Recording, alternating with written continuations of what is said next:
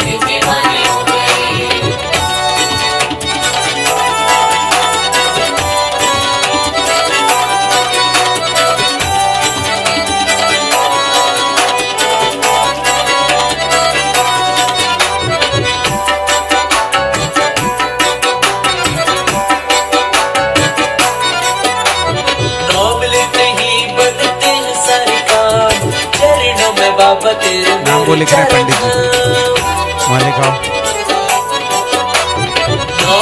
देखिएगा परम पूज्य महाराज श्री बहुत अतिशीघ्र मंचासीन होंगे। जिन लोगों को अपनी जिज्ञासा रखना हो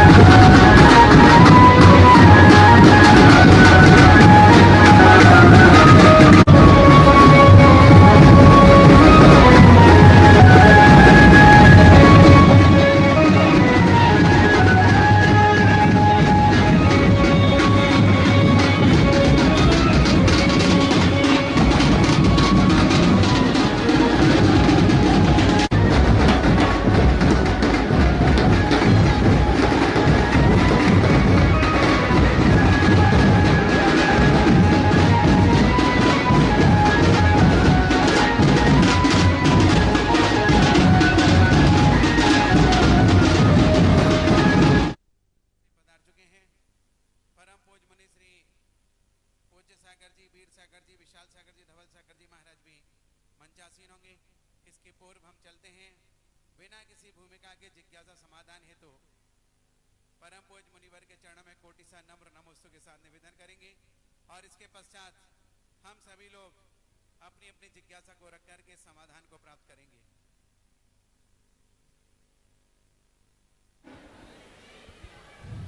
सभी लोग दोनों हाथ जोड़िए, घुटनों को टेकिए, कमर को झुकाइए, सिर को नवाइए, मुंह को खोलिए और एक साथ गुरुवर के चरणों में नमोस्तु निवेदित करिए। परम पूज्य महाराज के चरणों में नमोस्तु नमोस्तु नमोस्तु। परम पूज्य महाराज के चरणों में जिज्ञासा समाधान हेतु आप सबकी ओर से अपनी ओर से बारंबार नमोस्तु के साथ निवेदन। हे गुरुवर, हम सभी की समस्याओं का समाधान हो। नमोस्तु। चलो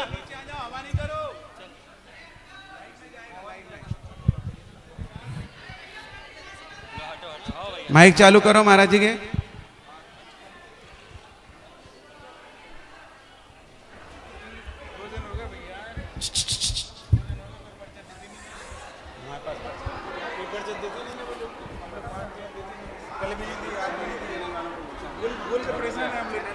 हमें ढूंढना पड़ता है, देने आती नहीं देने आती है, कुछ चिंता नहीं करते। अरे जान दो, 1 घंटे पहले देने मार्केट में 1 घंटे पहले दे 1 घंटे पहले देख लिया करो, देने नहीं आते। अच्छा कल की देते ना, कल की तो हम अपने बना लें। साइड चालू हमारे से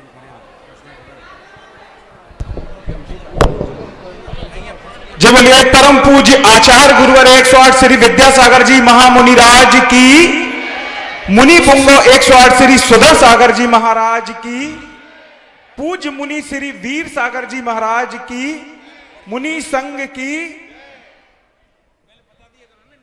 परम पूज्य महाराज के चरणों में नमोस्तु के साथ निवेदन।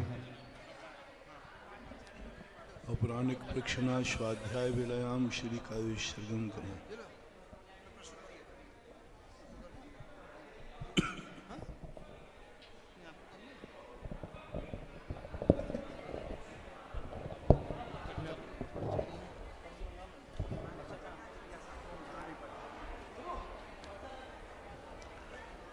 नमो अरिहन्ताणं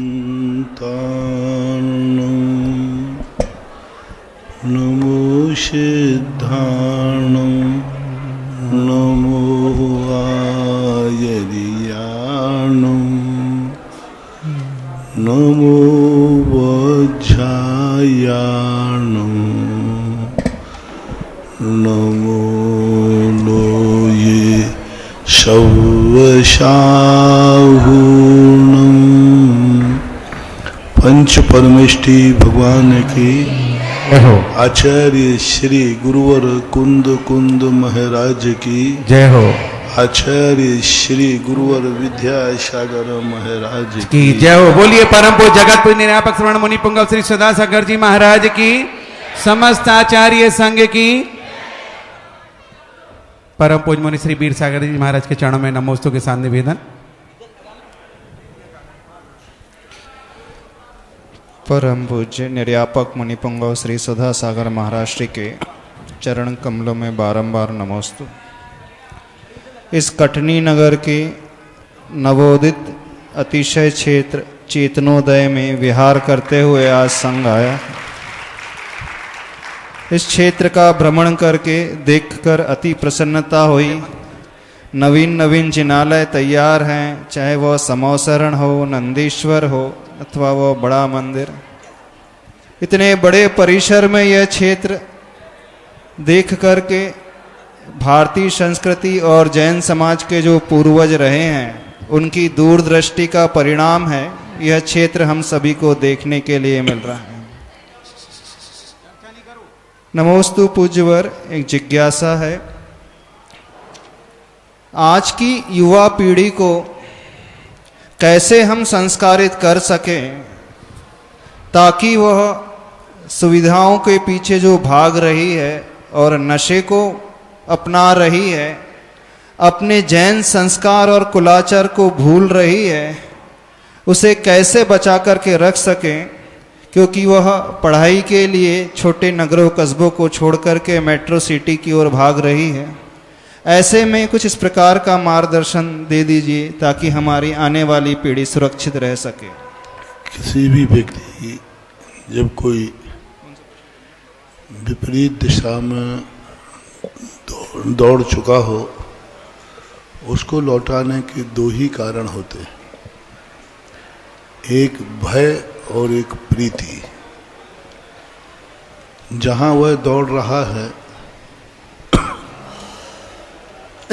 उसके सामने कोई ऐसी भयानक भयपूर्ण प्रतीति हो जाए तो यह व्यक्ति तेजी से लौटेगा।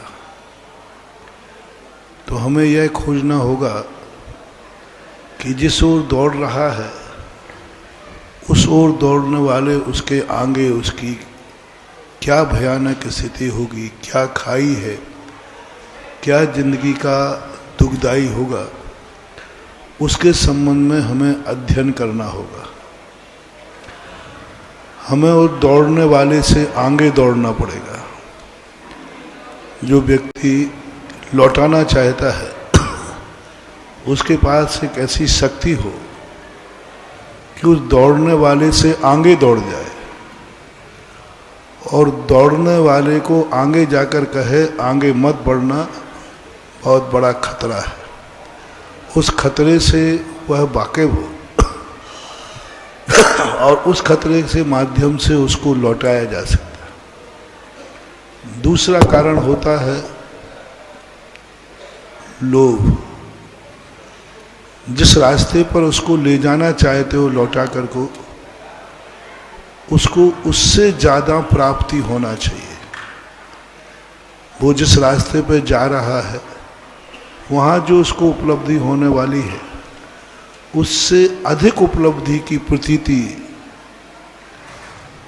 हमें उसके लिए कराना होगी।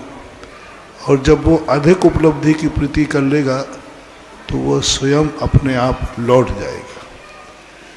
जिस ओर दौड़ रहा है उस तरफ से भय, और जिस तरफ पर लौटाना चाहते हो उस समय उसकी उपलब्धि, उसका भविष्य की उज्ज्वलता, उसके भविष्य में प्रकाश, वो जो चाहता है उसकी उपलब्धियां हम प्राप्त करा सके तो वह लौट सकता है। जब भी कोई व्यक्ति लौटा है या तो ठोकर खा के चेतता है या फिर उसको इतनी अच्छी उपलब्धियां हो जाती हैं कि उनको पाने के लिए वो लौट पड़ता है। अब इसकी प्रतीति के लिए हमें खुद ही जो इसको सुधारना चाहते हैं, जो उसके गार्जियन हैं, उस गार्जियन को इतनी अपने आप में शक्तियां अर्जन करना पड़ेंगी। अन्यथा स्वच्छंद व्यक्ति तो जिस तरफ ढाल मिलता है उस तरफ दौड़ जाता है। उसको एहसास कराना गार्जियन का काम है। कर्म भूमि में इसलिए चौराहे हैं, भोग भूमि में कोई भटकन नहीं होती इसलिए वहाँ गार्जियन नहीं होता। कर्म भूमि में गार्जियन की क्या जरूरत थी? माँ बाप क्यों जीवित रहते हैं? भोग भूमि के समान मरण को प्राप्त हो जाते, क्योंकि वहाँ उनके बच्चों के लिए कोई चौराहे नहीं होते। कर्म भूमि में चौराहे हैं, इसलिए प्रकृति ने कर्म भूमि के जन्मे हुए जीव के लिए गार्जियन दिया, उसका दिशा निर्देशक दिया, माता पिता दिए। तो अब जब तक माता पिता नहीं चेतेंगे हम उस बच्चे को नहीं चेता सकते। वह तो ढाल की तरफ, हवाएं जिस तरफ की चलती है उस तरफ वो दौड़ेगा, क्योंकि बालक का आकर्षण न ये देखता है कि इसमें मेरा विनाश है, न देखता है उपलब्धि है, वह तो वर्तमान का आकर्षण को प्राप्त हो जाता है। इसलिए गार्जियन यदि चेत जाए, जो कर्म भूमि की व्यवस्था है कि बच्चे की जिंदगी उसके गार्जियन पर आधारित है। फिर उसके बाद आते हैं गुरुजन। देवताओं के कोई गुरु नहीं होते, भोग भूमि में कोई गुरु नहीं होते। क्योंकि वहाँ भटकन नहीं है, एक ही रास्ता है। लेकिन कर्म भूमि में गुरुओं को उपदेश की बात होती है, तो गुरुओं को खुद इतना अपने अंदर शक्ति जागृत कर सके कि वो तुम्हारी बातों में आकर के लौट जाए, तो बहुत कुछ संभव है। नमोस्तु महाराज श्री। एक जिज्ञासा है। मैं एक मध्यम परिवार की महिला हूँ। मैंने अपने बेटी को बहुत उच्च शिक्षण दिया, वो इंजीनियर बन गई, आज बेंगलोर में सेवारत है, सर्विस करती है और एक अच्छा पैकेज कमा रही है। अब वो कहती है कि मेरे पैकेज के बराबर कोई लड़का नहीं है जैन समाज में, इसलिए अच्छा है मैं अपनी समझ से अपनी इच्छा के अनुसार विवाह करना चाहती हूँ। मैंने तो यह सोच करके शिक्षा दिलाई थी कि आगे चल कर के भविष्य में वह संस्कारित रहेगी, तो क्या वर्तमान में कन्याओं को उच्च शिक्षा नहीं दी जानी चाहिए? पहली बात, वो बहुत बड़ी मूर्खता कर रही है कि जिस माँ बाप ने किस कुल जाति ने तुम्हें जन्म दिया, इतना पढ़ाया लिखाया, इतना बड़ा किया, और जब रिटर्न की बात आई तो तुम दूसरी जाति खोज रहे हो, तो इस जाति का वो ऋण है। उन माँ बाप के, एक माँ बाप ने तुम्हें 25 साल तक प्रेम दिया, प्यार दिया। उन 25 साल का प्रेम और प्यार 2-4-6 महीने की ज़िंदगी में आए हुए किसी बच्चे को समर्पित कर कर उन माँ बाप के 25 साल के प्यार को ठुकरा देना उनकी ज़िंदगी के लिए बहुत बड़ा खतरा है। और वो प्यार जो बीच में आया है वो धोखा भी दे सकता है, लेकिन माँ बाप का प्यार कभी धोखा नहीं देता, क्योंकि 25 साल का है। इसलिए ऐसा उनका सोचना बहुत गलत है। ऐसे के जो अंतर रिजल्ट होते हैं वो कर्म के विपरीत होते हैं। कर्म कहो, यदि भगवान कहो, खुदा कहो, कर्म ने यदि तुम्हें अन्य जाति के योग्य समझा होता तो तुम्हारा जन्म अन्य जाति में करता। कर्म ने तुम्हें जैन के योग्य समझाता, तभी तो जैन कुल में जन्म लिया, और उस कर्म और कुदरत के खिलाफ जाना अपनी जिंदगी में बहुत बड़ा खतरा मोल लेना। ऐसे व्यक्ति ना यहाँ के रहते हैं और ना वहाँ के रहते। फिर कर्म उनको ऐसी दुर्दशा करता है कि वो कभी भी भवांतरों तक भी ऐसी योनियों में जन्म लेते जहाँ ये सारे संस्कार खत्म होते। इसलिए हमेशा अपने कुल और जाति का मर्यादा का ध्यान रखना चाहिए। ऐसी बात नहीं है कि खुद की जाति में कोई योग्य व्यक्ति या योग्य व्यक्ति आपको न मिले, ऐसा संभव हो ही नहीं सकता। शायद उससे अच्छे लोग भी अभी अपनी जाति में हैं, उन्हीं को खोजना चाहिए। नई दिल्ली से अंशिका जैन जिज्ञासा कर रही हैं। नमोस्तु गुरुवर, जैन धर्म के अनुसार लॉ ऑफ अट्रैक्शन कैसे कार्य करता है? यानी आकर्षण का सिद्धांत जो वर्तमान में अन्य मत वाले बोलते हैं, विदेश में बोला जाता है, जैन धर्म के अनुसार वह कैसे कार्य करता है?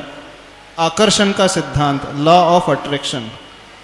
आकर्षण का सिद्धांत यही है कि जैन धर्म को इतना लोगों ने बीतरागी बना दिया, इतना बीतरागी बना दिया कि वह जैन धर्म की शरण में आने से डरने लग जाता है। जैन दर्शन इतना बीतरागी था नहीं। जैनाचार्यों ने जब भी वर्णन किया, निःश्रेयस और अभ्युदय दोनों सुखों की बात की।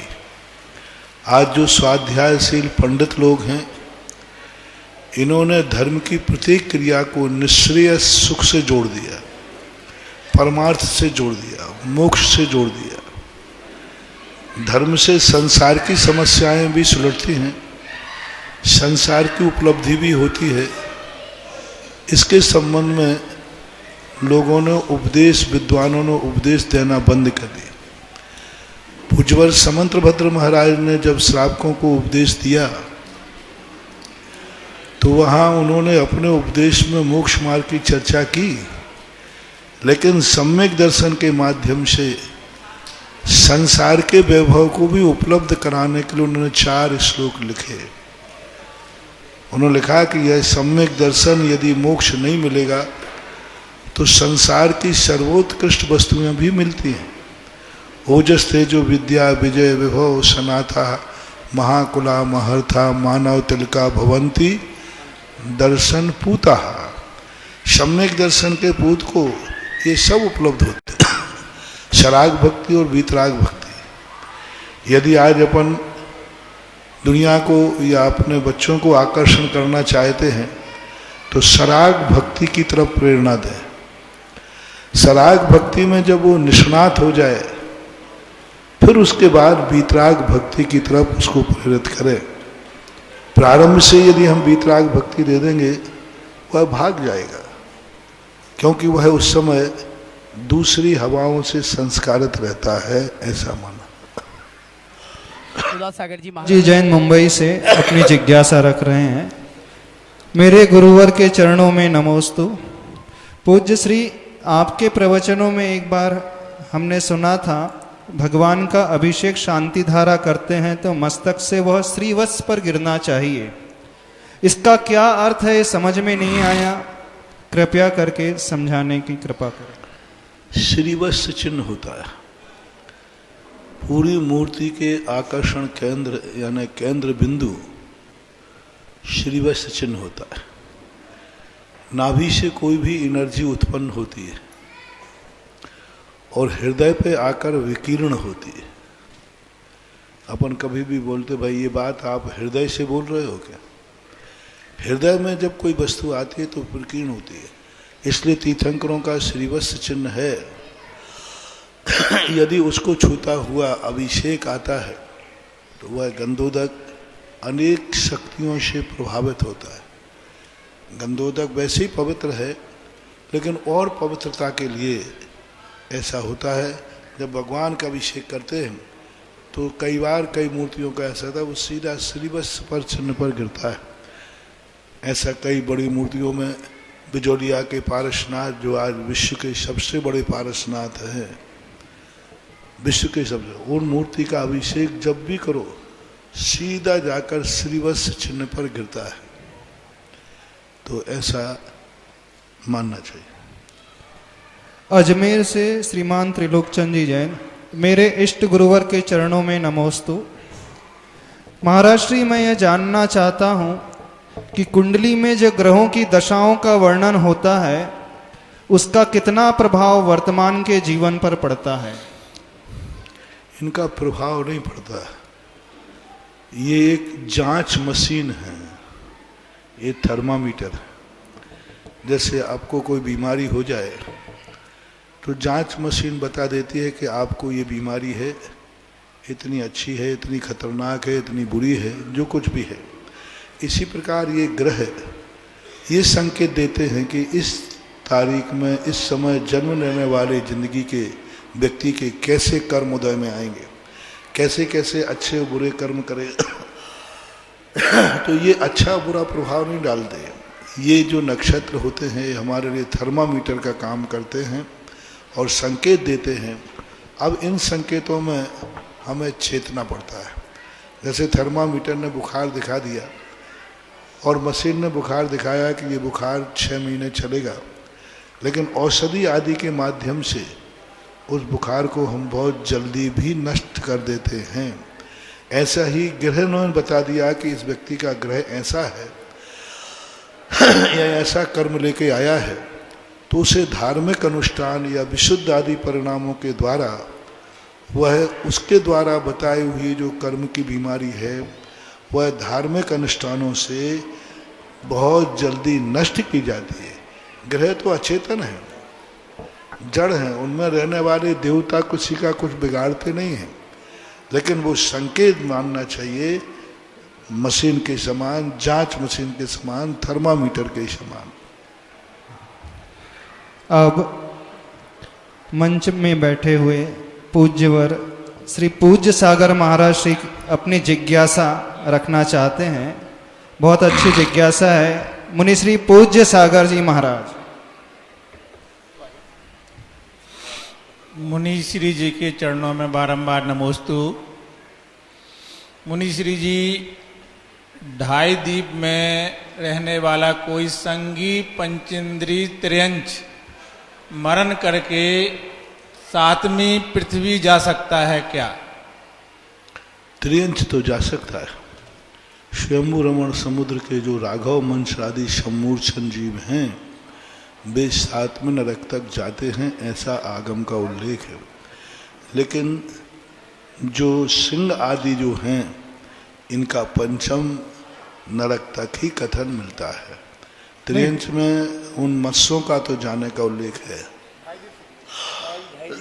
ढाई द्वीप से कोई त्रियंच मरण करके सातवीं पृथ्वी जा सकता है। ढाई द्वीप का जो गर्भज होता है ये नहीं जाएगा। कारण उसका है कि वज्रसम नाराज संघनन चाहिए।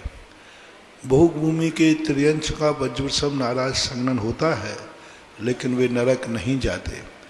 कर्म भूमि में त्रियंचों का जो ढाई द्वीप की कर्म भूमियाँ हैं और उनके वज्रसम नाराज संघनन का अभाव है। पूज्यवर वीरसेन स्वामी महाराज ने धवला जी में गोमट सार आदि में लिखा कि कर्म भूमि के अंदर जितने भी त्रियंच होंगे, कर्म भूमि के अंदर ढाई द्वीप गर्भज वे कभी भी 3 संघनन से ऊपर नहीं होते। इसलिए ढाई द्वीप का त्रियंच वहाँ तक नहीं जाता है। स्वयंभू रमण द्वीप समुद्र में जो सम्मूर्छन होते हैं उन सम्मूर्छनों में वज्रसम नाराज संघनन पाया जाता है। इसलिए वहाँ के जीवों में और वहाँ की भूमि में परिवर्तन नहीं होता, तो राघव मत्स्य जा सकता है। अब मुनि श्री विशाल सागर महाराज जी अपनी विशाल हृदय वाली जिज्ञासा महाराज श्री के चरणों में रखें। पूज्य मुनिभुंगो निरापक श्रवण सुधा सागर जी महाराज के श्री चरणों में कोटि सा नमस्तु। मुनिश्री जी, आपके साथ राजस्थान की धरती पे विहार किया, वहाँ के कई क्षेत्रों में दर्शन हुए। आज मुझे गर्व है कि आज कटनी जैसे इस महान जगह पर आपके साथ इस क्षेत्र पर प्रवेश करके एक नए क्षेत्र के दर्शन किए। तो जिज्ञासा सब इतनी सी है कि हे मुनिवर, ये क्षेत्र की कल्पना कहे या इस क्षेत्र की एनर्जी ने आपको खींचा है, तो जानने की जिज्ञासा इतनी सी है कि इस क्षेत्र की एनर्जी ने कैसे आपको खींचा और किस प्रकार से आपके मन में इस क्षेत्र को डेवलप करने का भाव आया?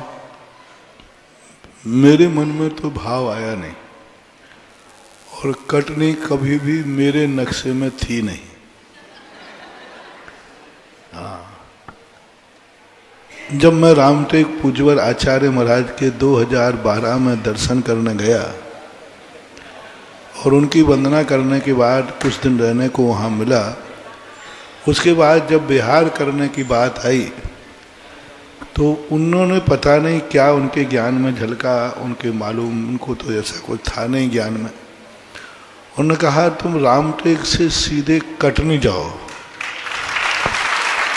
अब कटनी का नाम सुनते ही मैंने कहा कि ये कटनी में कौन सी बसियत रखी है। एक कटनी कोई ऐसा कोई विशेष बहुत बड़ी समाज भी नहीं कि जिसके लिए, और रामटेक कहाँ और कटनी कहाँ।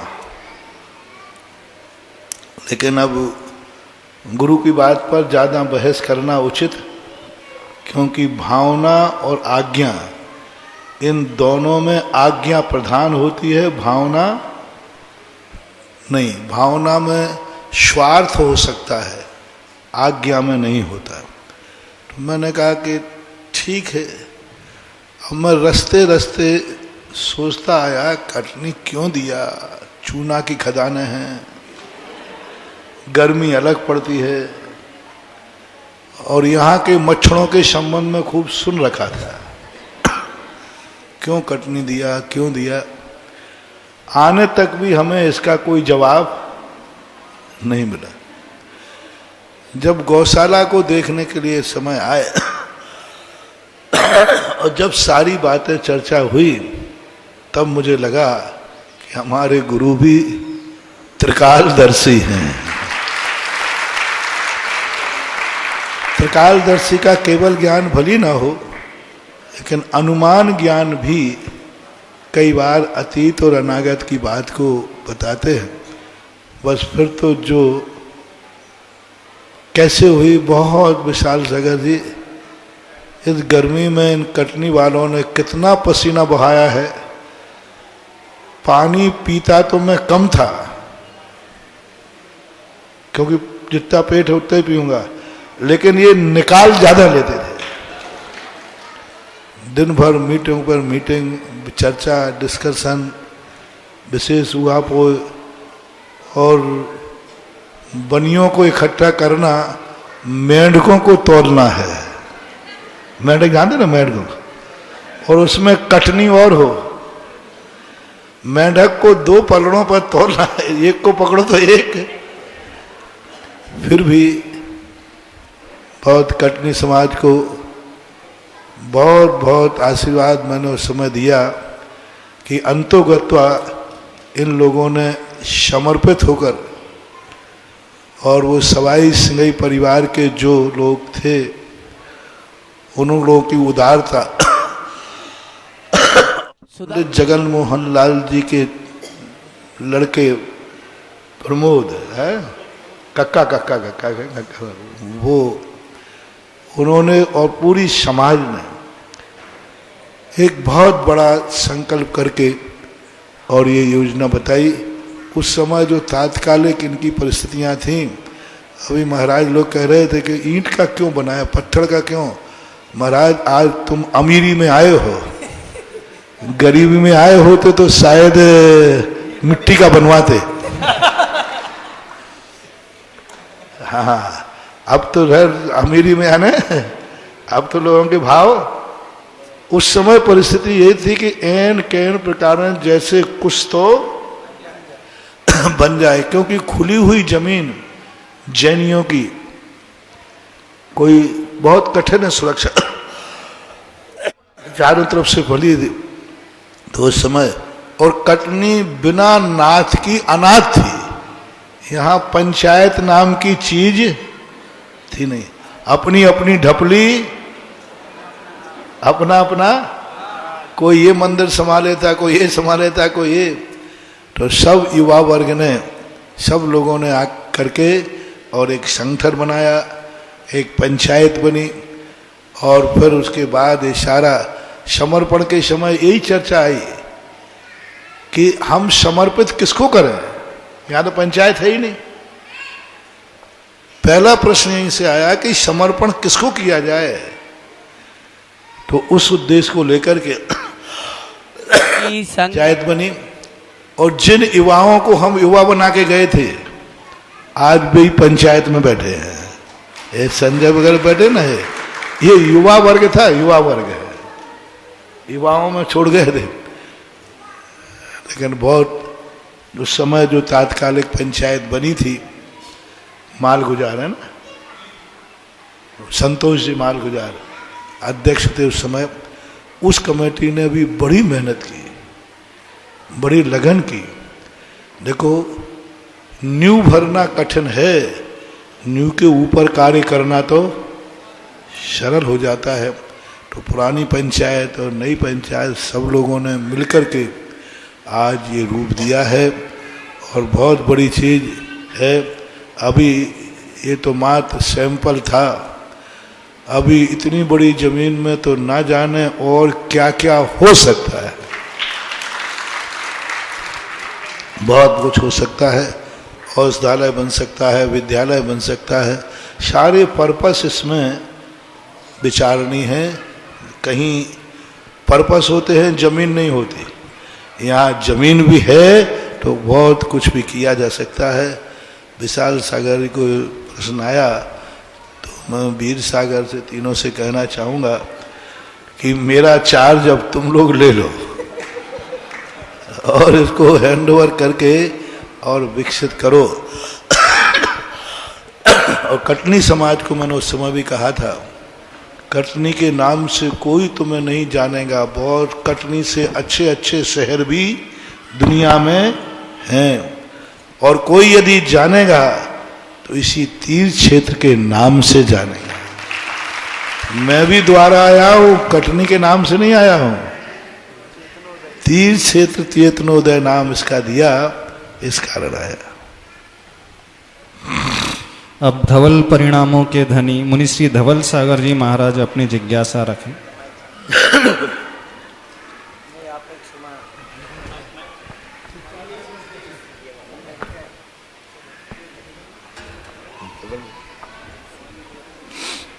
निरापक श्रवण परम पूज मुनि पुंगव श्री सुधा सागर जी महाराज के चरणों में बारंबार नमोस्तु।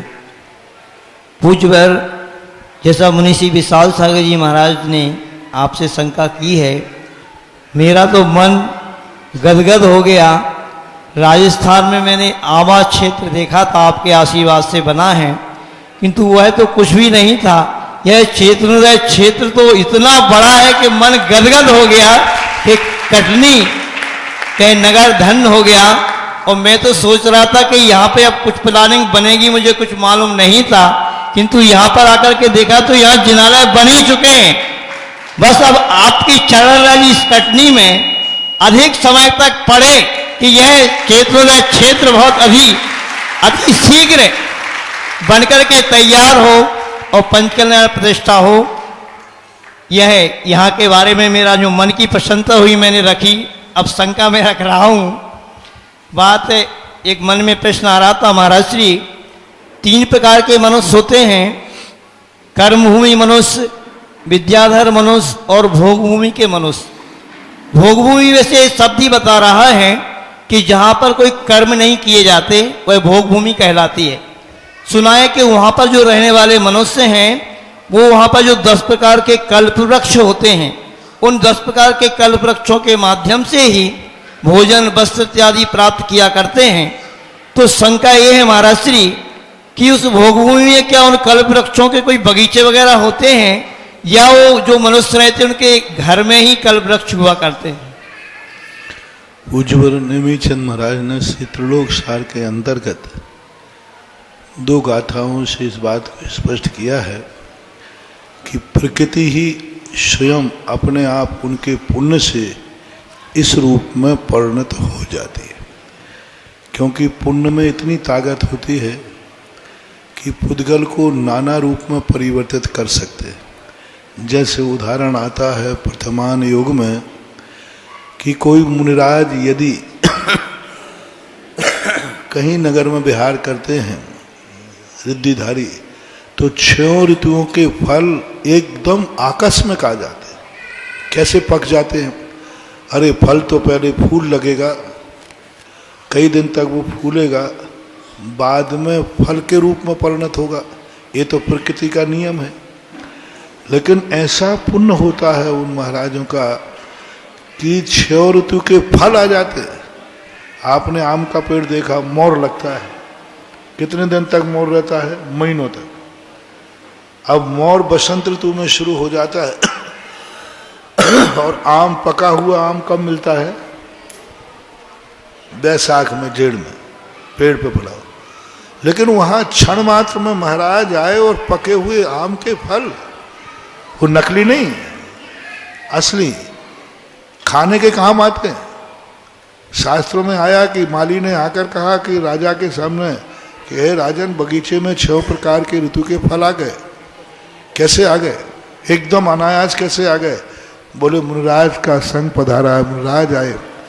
तो ऐसा जब प्रकृति, वनस्पति, जो जीव है, वो वनस्पति भी पुण्य के प्रताप से फल जाती है, तो ऐसे ही वो कल्पवृक्ष जो होते हैं वो पुण्य के प्रताप से इच्छा करने मात्र से वो इस प्रकार के फल देने लग जाते हैं।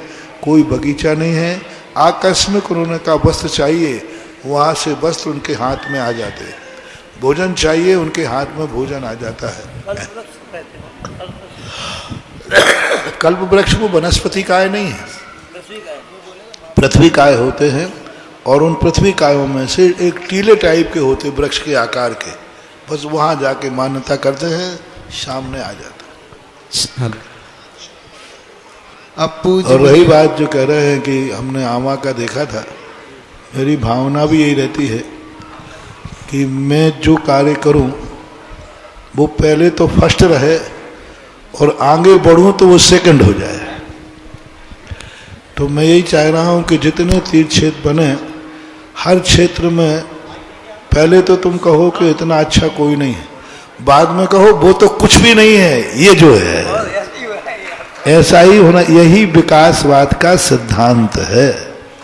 परम पूज्य निर्यापक श्रवण मुनि पुंगव श्री सुधासागर जी महाराज के मुखारविंद से होने वाले जिज्ञासा समाधान में देश विदेश में अपने घरों पर विराजित उन सभी भक्तों की ओर से और यहाँ साक्षात उपस्थित सभी भक्तों की ओर से गुरुवर के चरणों में जिज्ञासा हेतु नमोस्तु के साथ निवेदन करते हैं। समय कम है, जिज्ञासा के लिए डायरेक्ट आवाज दे रहा हूँ श्रीमती प्रीति पाली जबलपुर, इसके बाद तैयार है शैला जैन भेड़ा घाट। बहुत जल्दी से समय का मैं माइक जल्दी से प्रेषित करेंगे, एक माइक अल्लाह के दे दें। मेरे आराध्य गुरुवर के चरणों में मेरा बारंबार नमोस्तु नमोस्तु नमोस्तु।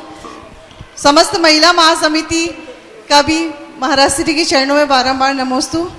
महाराज श्री, यह जिज्ञासा महेंद्र जैन जी पत्रकार इंदौर की है। वो पूछ रहे हैं गुरुवर के चरणों में नमोस्तु। गुरुवर, आज की तथाकथित आधुनिक युग में कुछ लोग भौतिक सुख सुविधाएं और अर्थ एकत्रित करने में दिन लगे रहते हैं, लेकिन धार्मिक और परमार्थिक कार्य में संयम नहीं होने का बहाना बनाकर स्वयं को अलग रखते हैं। महाराज जी, ऐसे लोगों को किस प्रकार जोड़ा जा सकता है और इनके इस प्रकार के अच्छे कार्यों से अलग रहने से इनके किन कर्मों का उदय होता है, कृपया मार्गदर्शन दीजिए। नमोस्तु गुरुदेव। क्योंकि कुछ कर्म की प्रकृतियां ऐसी होती हैं, पंचम काल में ज़्यादातर लोगों के पापानुबंधी पुण्य से वैभव मिलता है। वो पुण्य उनको जब भी मिलेगा वो पाप की तरफ ही प्रेरणा देगा, क्योंकि पुण्यानुबंधी पुण्य करने वाले जीव कम हैं। पूर्व भाव में जो जीव धर्म करते हैं लेकिन संसार को बढ़ाने के लिए करते हैं तो उनको पापानुबंधी पुण्य बनता है। पंचम काल में जीव जन्मेंगे लेकिन पापानुबंधी पुण्य को लेकर जन्मेंगे, वैभव मिलेगा, सब कुछ कर मिलेगा, लेकिन वो धर्म की तरफ प्रेरित नहीं करेगा। अब उस पापानुबंधी को पुण्य को बदलने के लिए जीव के लिए शास्त्र का स्वाध्याय, गुरुओं का उपदेश यदि उसको मिल जाए और वो गुरुओं के प्रति प्रतीति कर ले और सत्य की तरफ अनुभव करे कि हमें अपने जीवन को गुरुओं की तरफ ले जाना है, तो उस पापानुबंधी को भी पुण्यानुबंधी पुण्य बनाया जा सकता है। बहुत सारे जीवों ने पुरुषार्थ के माध्यम से पापानुबंधी पुण्य पुण्यानुबंधी पुण्य बन जाता है, क्योंकि पंचम काल में जितने जीव जन्मते हैं मिथ्यात्व के साथ जन्मते हैं, लेकिन बाद में निमित्त यदि मिल जाता है तो वे पुण्यानुबंधी के पुण्य रूप में परिणत कर सकते हैं। आगे तैयार हैं सवाई सिंह सुधीर कुमार जी, जो गौशाला में भगवान विराजमान है मूलनायक जिसके पुण्यार्थ हैं, वो तैयार रहेंगे जिज्ञासा के लिए। आगे बोलें। निर्यापक श्रवण मुनि पुंगम श्री 108 सुधा सागर जी महाराज के चरणों में मेरा और मेरे परिवार का त्रैवार नमोस्तु नमोस्तु नमोस्तु। हे महाराज श्री, मैं यह जानना चाहती हूँ कि तीर्थंकर प्रकृति का बंद होने के बाद जीव को क्या पाप का उदय नहीं होता? होता है। और अगर होता है महाराज श्री, तो उनके तीर्थंकर प्रकृति के बंद में उसका कोई परिणाम कुछ? तीर्थंकर प्रकृति के बंद के साथ पाप का बंद भी होता है, और पाप को जैसे तीर्थंकर प्रकृति को बंद करने के बाद जीव नरक गति में भी जाता है, वहाँ असात आदि पाप कर्मों को भोगता है इसलिए। लेकिन तीर्थंकर प्रकृति बनने से एक फायदा होता है कि पाप कर्म उदय में आते हैं लेकिन उनमें कमी आ जाती है। जैसे सप्तम नरक आदि तीर्थंकर प्रकृति तीसरे नरक से नीचे नहीं जाएगा, पर इतना फायदा होता है। बाकी तीर्थंकर प्रकृति के बंधक लोगों को असाता आदि कर्म देखे जाते हैं कुछ विशेषताओं को लेकर के। पूर्व राष्ट्रीय अध्यक्ष भारत वर्षीय तीर्थ कमेटी सवाई सिंह सुधीर जी, इसके बाद तैयार रहे Sachin Deepti Jain, wife of doctor Sachin Jain, Tatiri Baghpat Uttar Pradesh. Acharya Shri के ज्वाजल मान्य मुनिवर यहाँ विराजमान हैं। मैं सबाई सिंघई परिवार का अंश होने के नाते कटनी समाज की ओर से आपको बारंबार नमोस्तु करता हूँ। नमोस्तु भगवान। महाराज श्री, जिस प्रतिमा जी में आपने सूर्य मंत्र दिया, प्रातः काल सूर्य की किरणें जब उस पर पड़ती हैं पूरा क्षेत्र स्वर्णमय हो जाता है। मन के भाव इतनी विशुद्ध को प्राप्त होते हैं कि हम उसका बखान नहीं कर सकते। महाराज श्री, हे मुनि पुंगव, मेरे मन में एक प्रश्न है, आपकी आज्ञा हो तो उसको आपके सामने पेश करूं।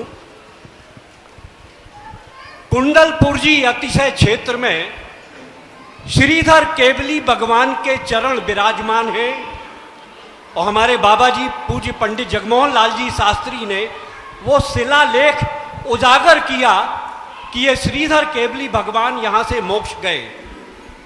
हम इतने निर्माण कांडों का पाठ करते हैं अनेक भाषाओं में, हिंदी में, गुजराती में, कन्नड़ में, दूसरी भाषाओं में, राजस्थानी भाषा में, लेकिन ऐसा क्या है कि श्रीधर केवली भगवान के निर्माण मोक्ष का जिक्र कहीं भी किसी निर्माण कांड में नहीं आया?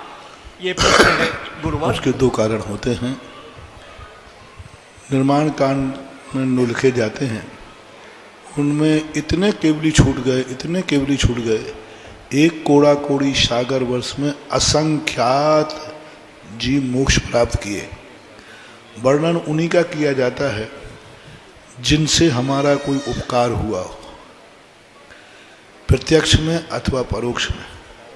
उन्हीं का वर्णन विशेष रूप से किया जाता है जिनके क्षेत्र उपलब्ध है। क्योंकि निर्माण कांड आज लिखा गया है, कोई ज़्यादा पुराना नहीं है, अधिकतम निर्माण भक्ति है अपने पास या आदि। तो उस समय जिनके माध्यम से तीर्थ बने, स्थापित हुए और लोगों ने सुरक्षित किए, उनका वर्णन। श्रीधर केवली का जो है, उनके जीवन का कोई ऐसा उपकारी भाव नहीं मिलता, क्योंकि 3 अनुबद्ध केवली हुए, गौतम स्वामी, जम्मू स्वामी, सुधर्म स्वामी और जम्मू स्वामी, 3। इन्होंने कई वर्षों तक उपदेश दिया और सारे जगत में प्रचार किया। लेकिन श्रीधर केवली ने कोई उपदेश दिया हो, विहार किया हो, एक बार। दूसरी बात है, कुंडल गिरव शब्द जो त्रिलोक परिणति में मिला, वह गिरव शब्द जो है अनेक कुंडलगिरी के स्थान को निश्चित नहीं कर पाते। कुंडलगिरी किसे लिया जाए, कितने लोग उसे कुंडलगिरी के रूप में मानते। उसमें प्रांत नहीं दिया, दिशा नहीं दी, कुछ नहीं दिया। अब वो कुंडल गिरव को लेकर के अपन लोग, चूँकि कुंडलपुर था और एक पहाड़ को कुंडलगिरी माना, तो इसी को कुंडलगिरी अपन ने घोषित किया। उसके पहले कुंडलपुर जो है सिद्ध क्षेत्र के नाम से प्रसिद्ध नहीं था। पंडित साहब जगमोहन लाल जी ने त्रिलोक परिणति से यह गाथा निकाल करके और कुंडलपुर को सिद्ध क्षेत्र की बात कही। इसलिए अनेक प्रकार के विकल्प हैं। कोई उपकारी भाव उनका होता, श्रीधर केवली का बिहार हुआ होता, प्रवचन हुए होते वक्त, तो फिर भी, और क्षेत्र कोई डेवलप हुआ होता, तो उस समय ऐसा कुछ नहीं हुआ, क्योंकि उनका मोक्ष पंचम काल में हुआ है। भगवान महावीर स्वामी के कई वर्षों के बाद उनको मोक्ष प्राप्त हुआ। आगे तैयार रहेंगे सीलचंद जी दादा अनौरा वाले। हाँ, प्रश्न। महाराज जी मेरी शंका है कि जैसे हमारा परिवार होता है, अगर हमारी भावनाएं हमारे किसी अपने के प्रति सकारात्मक है और परिणाम स्वरूप उन्हें हम पर भरोसा ना हो, तो हम किस तरह विश्वास उन्हें दिलाएं या अपने परिवार को एकजुट रखने के लिए क्या करें? परिवार अगर सकारात्मक विचारधारा वाला, फिर भी हम पे विश्वास दिलाना पड़े तो कैसे दिलाएंगे? हमारे आचार्य ने एक हाइकू लिखा है, विश्वास दिलाओ मत, लोट आता है व्यवहार से। हम विश्वास दिलाते हैं, सौगंध करते, भगवान की कसम, तुम्हारी कसम, हमारी कसम, ये सब विश्वास मत दिलाओ। विश्वास लौट आता है व्यवहार से। अपना इतना अच्छा व्यवहार करो कि सामने वाला विश्वास अपने आप कर आएगा, ऐसा करना चाहिए। आगे तैयार है कुमारी एडवोकेट सीबी मैहर। बोलो दाऊ। देखना माइक साउंड वाले।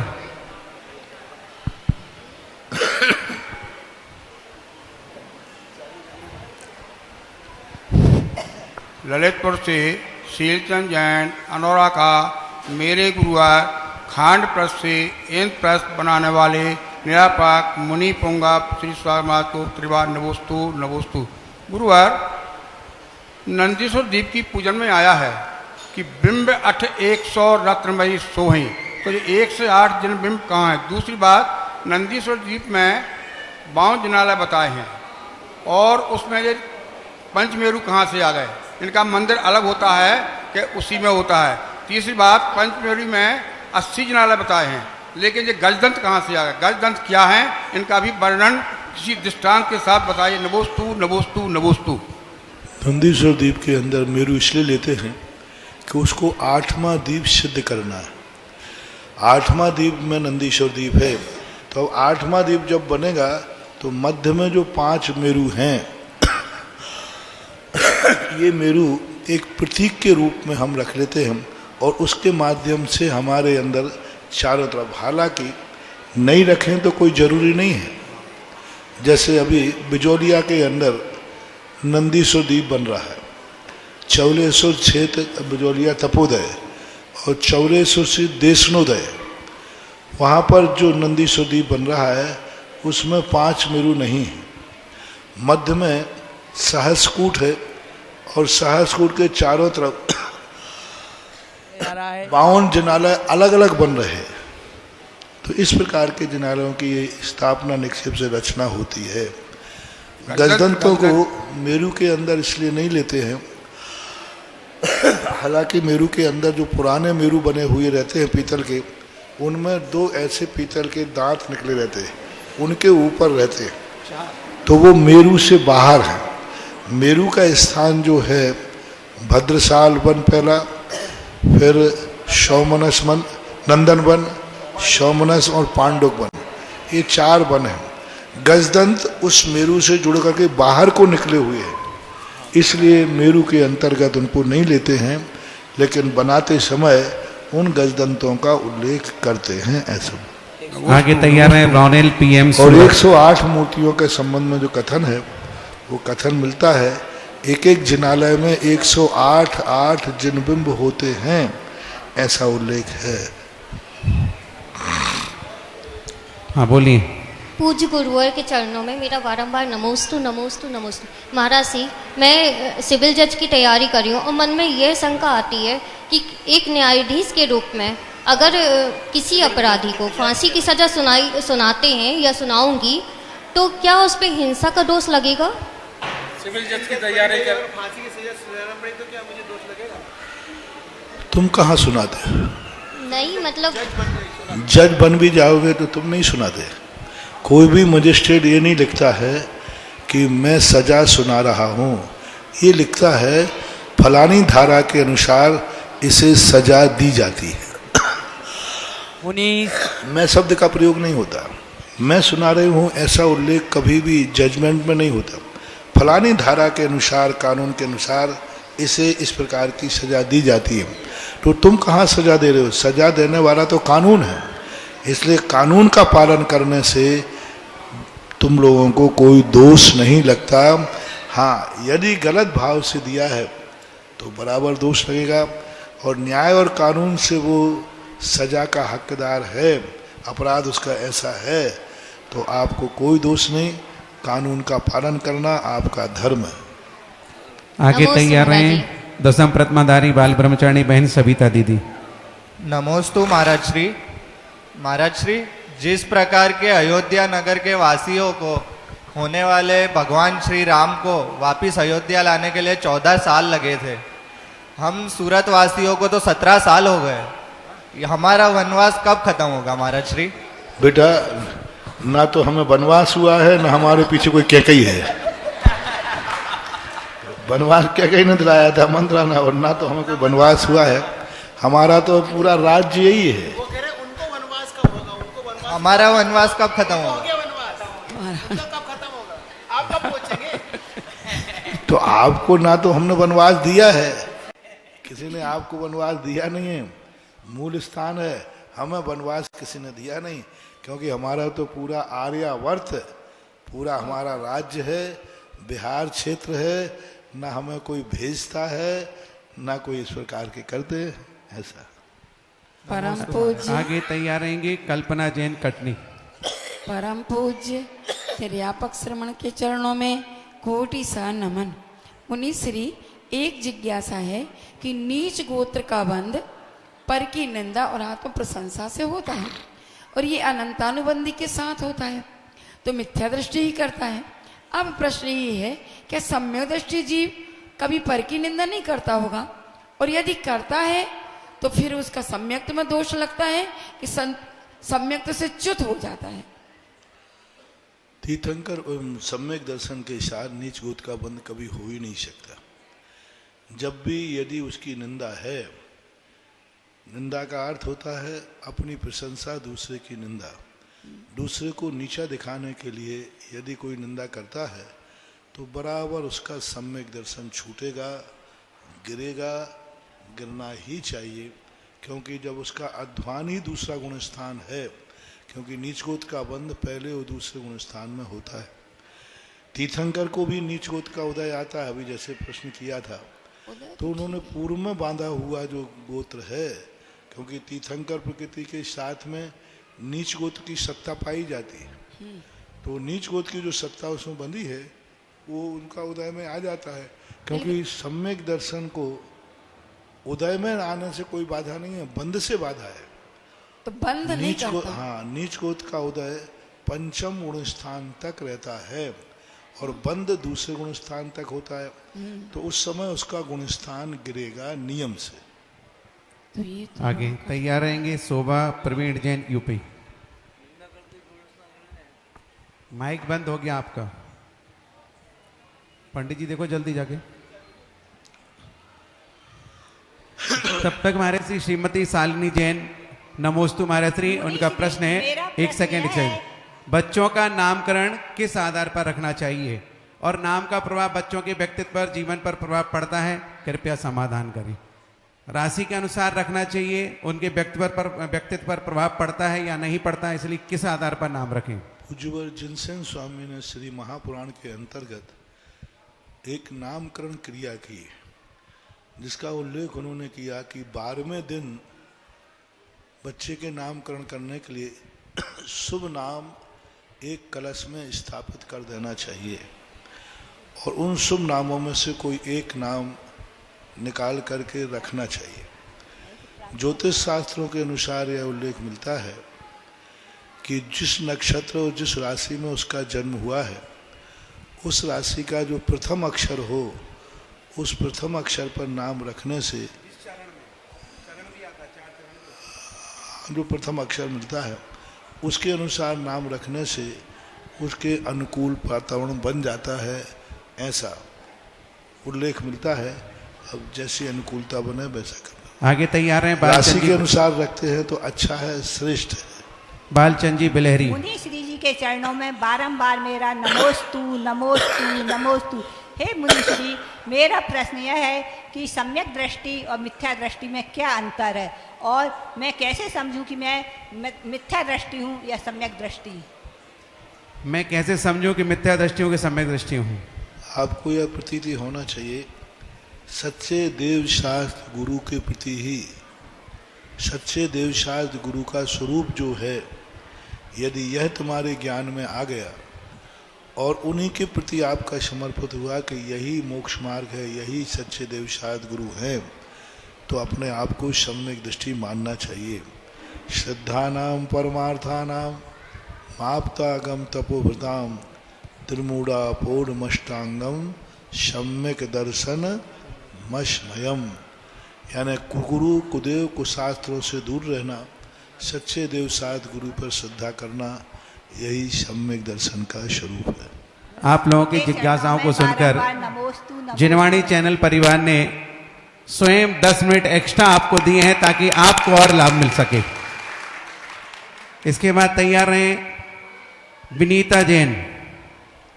कटनी निर्यापक श्रवण मुनि पुंगो सुधा सागर जी महाराज श्री के श्री चरणों में अक्षय छेद बिलहरी का साष्टांग नमोस्तु नमोस्तु नमोस्तु। महाराज श्री, मैंने एक न्यूज़पेपर में पढ़ा है कि आजकल पति पत्नी एक साथ बैठकर खाना खाते हैं, एक दूसरे को अपना जूठा खिलाते हैं, तो उससे दरिद्रता आती है। और एक बात और पढ़ी है कि यदि पत्नी पति के खाना खाने के बाद यदि उस जूठे खाने को खाती है तो चारों धाम का तीर्थ का फल मिलता है। तो क्या यह बात कहाँ तक सही है? ये लोक रूढ़ियाँ है, इन लोक रूढ़ियों को नहीं। हमारे यहाँ किसी का भी जूठा खाना अभक्ष है। कोई भी चाहे वो कोई भी हो, माता पिता भी क्यों ना हो, पिता पुत्र भी क्यों ना हो, यहाँ तक कि मुनिराज की अंजलि में से भी यदि जो उच्छिष्ट है, जूठा है, वो खाना भी अभक्ष की कोटि में आया है। जूठा भोजन सर्वथा त्याज्य है, वो किसी का भी हो। और इस प्रकार की जो किंवदंती यहाँ के रूढ़ियाँ हैं, इन रूढ़ियों को नकारना चाहिए कि उसका जूठा खाने से इतना पुण्य लगता है, चारधाम। गलत है, इसमें मोह नहीं करना चाहिए, क्योंकि ये अभक्ष की कोटि में आएगा जो नहीं खाना चाहिए। आगे तैयार हैं अजित जैन कटनी। मेरे आराध्य गुरुवर के चरणों में तैयार नमोस्तु नमोस्तु नमोस्तु नमोस्तु। महाराज श्री, नमोकार मंत्र अगर महामंत्र है तो इसको सभी जगह क्यों नहीं बोलते? अलग अलग जगह पर अलग अलग मंत्र का क्यों उपयोग किया जाता है? नमोकार मंत्र अगर मेन मंत्र है तो अलग अलग जगह पर अलग अलग मंत्र का उपयोग क्यों करते हैं? अलग अलग मंत्र एक ही जगह नमोकार मंत्र क्यों नहीं करते? महामंत्र होना अलग चीज है, महान व्यक्ति होना अलग चीज है, लेकिन सारे कार्य महान व्यक्ति से ही होते हैं ऐसा नहीं होता। वो महामंत्र है, लेकिन सारे कार्यों में भी वो महामंत्र हो ऐसा नहीं। कुछ कार्य ऐसे होते हैं जिनमें अन्य मंत्रों का भी प्रयोग किया जाता है।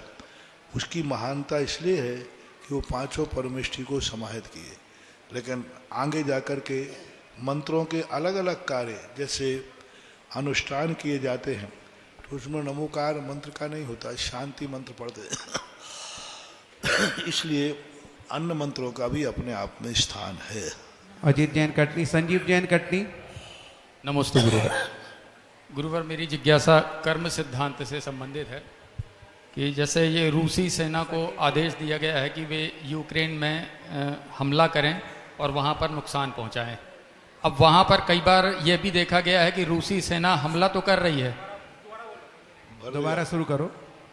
महाराज जी, मेरी जिज्ञासा कर्म सिद्धांत से संबंधित है कि रूसी सेना को आदेश है कि वे यूक्रेन में हमला करें और वहाँ के लोगों को क्षति पहुँचाएं, और वहाँ के सैनिक ऐसा कर भी रहे हैं।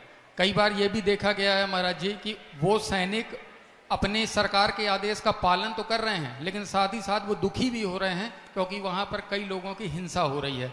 अब ऐसी स्थिति में जो द्वंद्व में वो सैनिक फंसा हुआ है, उसके कर्म का बंध कैसा होगा? देखो, सैनिक की जो स्थितियाँ होती हैं यदि वो अपने आप में गिलानी भाव से, अपने आप में हिंसा से भयभीत है और राजा की आज्ञा मानना पड़ रहे हैं, तो उसको दुर्गति नहीं होगी, क्योंकि वो अंदर से फीलिंग कर रहा है, लेकिन राजा की आज्ञा है। अब वो इतना दृढ़ हो जाए, इतना दृढ़ हो जाए, जैसे हमारे शास्त्रों में एक कथा आती है चांडाल की। चांडाल को राजा ने आज्ञा दी, जाओ फांसी चढ़ाओ, इसको मारो। उसने नहीं मारा, उसके कारण उसे राज आज्ञा के उल्लंघन का दोष लगा, लेकिन नियम में दृढ़ होने से उसका अतिशय हुआ। तो अब सैनिक इतना संकल्प कर ले कि राजा आज्ञा दे तो भी नहीं मानूंगा, क्योंकि सामने वाला गलत नहीं है, ये गलत हो रहा है। तो अब इतनी दृढ़ता ना होने से नहीं कर पाते। राजा आज्ञा मानना भी एक धर्म है, इसलिए उसको दोष कम लगता है। हमारे पूज्य गुरुवर नमोस्तु नमोस्तु नमोस्तु पूज्यवर, हमारे जीवन में रंगों का क्या महत्व है? रंग एक प्रकृति प्रदत्त एक अपने आप में किसी न किसी वस्तु से संबंध रखता है और पौद्गलिक परिणतियों में रंगों का स्थिति बनाते हैं। शास्त्रों में इसका विशेष वर्णन देखने में नहीं आया, लेकिन फिर भी आज वर्तमान में और कुछ ऐसे ग्रंथ हैं जिनमें वर्णों का वर्णन, जैसे पंचरंगी झंडा है, उस झंडे के संबंध में 5 साधुओं के अरहंत सिद्धाचार्य उपाध्याय के संबंध में मिलता है। जैन दर्शन में विशेष वर्णन तो नहीं है, लेकिन ऐसा प्रतीति में आया, अनुभव में आया, वास्तु शास्त्रों में देखा गया कि कलरों का प्रभाव पड़ता है और इस प्रभाव को अनुभव भी किया गया। अंतिम जिज्ञासा। महाराज श्री नमोस्तु। महाराज जी, सची इंद्राणी बनने के लिए कितनी साधना करनी पड़ेगी? सची इंद्राणी बनने के लिए कितनी साधना करनी पड़ेगी? अभी वर्तमान में पंचकलना के वर्णन में कुछ नहीं करना, सीधे पैसा कमाओ और बन जाओ, क्योंकि बोली लगती है, बोली लगने में बढ़ जाओ। और साक्षात सची बनने के लिए तो बहुत विशुद्ध परिणाम हो, विशुद्ध मन वचन काय हो, विशेष वैराग्य भाव हो, बहुत विशेषता है। अलग से शास्त्र में कोई ऐसा प्रमाण मिला नहीं, लेकिन उस पद को देख करके लगता है कि तीव्र भक्ति का अनुराग ऐसा पद को प्राप्त करा देता होगा। ऐसा आज की आरती करने का सौभाग्य जिन्हें अर्जित करना हो बहुत जल्दी से अपनी भावना प्रसिद्ध करेंगे। 11,111 बहुत जल्दी।